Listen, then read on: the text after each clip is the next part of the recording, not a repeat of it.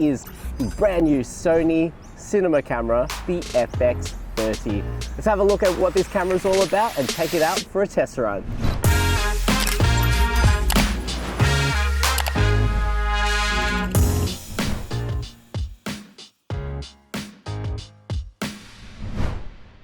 Now in terms of button layer on the FX30, you've got a button to adjust your iris, your white balance, your ISO, and for your guides, you've got a button to adjust your zebra peaking as well. You can access all of these with an instant click of a button instead of endlessly scrolling through menus just to get those things up.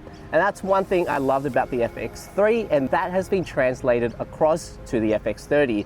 On the left-hand side of the camera, you've got all your port access. You have a full-size HDMI port, you've got your USB-C port for charging, and you have your headphone, microphone inputs as well. On the opposite side, you've got a dual CFexpress /SD slot. So you use both types of cards in both slots, giving you backup and rollover. And at the bottom of the camera, you have a Sony FZ100 battery, which is going to give you pretty decent runtime. The next thing is the flippy screen at the back.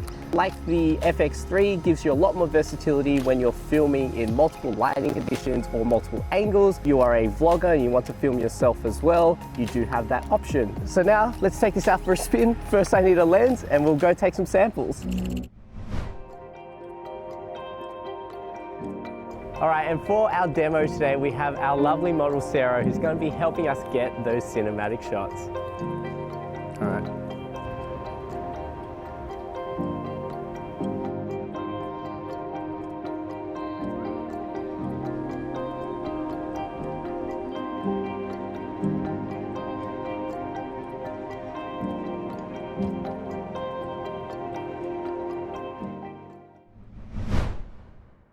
All right, so let's talk about the internals of the FX30. First off, it uses a brand new backside illuminated 20.1 megapixel CMOS sensor that is going to give you a lot of versatility when you're out on the field in multiple lighting conditions. Now, if you're going to be shooting stills with this camera, which I can see a lot of use for if you're doing YouTube like we are and you need to shoot thumbnails or product shots, you do have the ability to shoot up to 26 megapixels in photo mode. Now in terms of dual native ISO, the FX30 has a dual native ISO of 800 and 2500. Now although that range isn't as large as the FX3, it's in a very usable realm for most scenarios. Finally, in terms of that, you do have 14 stops of wide lateral range to work with, so you do have a lot of room to play with in post. In terms of your recording capabilities, you record 4K up to 120p.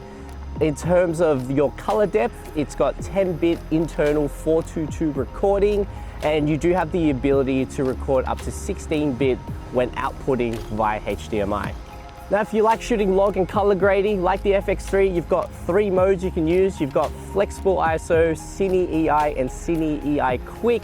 And if you're a professional shooter on the job and you'd like to show previews to your client without the use of a monitor, you do have the ability to import user LUTs into the camera, and you can preview those LUTs on your S-Log3 footage to get an idea of what a final result could look like. In terms of handheld shooting experience, like most Sony cameras, the FX30 has 5-axis in-body image stabilization, and to give it a little boost as well for those really fast on-the-go situations, it does have an active mode too. And basically what active means is it utilizes a combination between the in-body image stabilization with digital stabilization to give it a little bit more oomph. Now for my overall shooting expressions, after using the FX30 for a little bit, one thing I really love about the FX30 is this brand new menu system for main 1 and main 2, and you can basically access all your video recording and frame rate and log options just all in these 2 menus, which unlike other Sony cameras where you have to navigate through a gajillion menus to get to these video settings, it is more video centric and a lot easier to access, which makes it all a lot easier when you're on the job. In terms of the actual usage of the camera, like the FX3, I love how lightweight and how ergonomic it is. Although there's no electronic viewfinder, it doesn't really matter too much, as the majority of the time you'll be using this camera in video and probably have a monitor or on the screen anyway. In terms of the ergonomics of the camera, it's really comfortable to use. You can use this camera all day on your job without really much fatigue. You've got ventilation on the side of the camera as well, so you can be assured that the camera is not going to overheat when you're doing that long form content.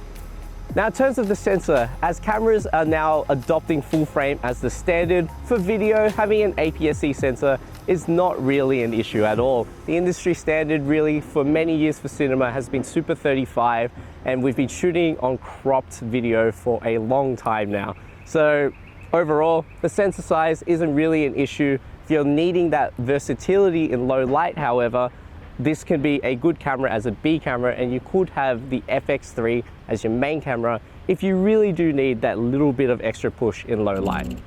Now, who is the FX30 for? I feel like Sony nailed it with this camera, as they were missing a camera in this category for beginners. If you're a beginner filmmaker or a person who's enthusiastic about getting into cinema, the FX30 is set at an attractive price point that makes it easier to enter into the cinema world.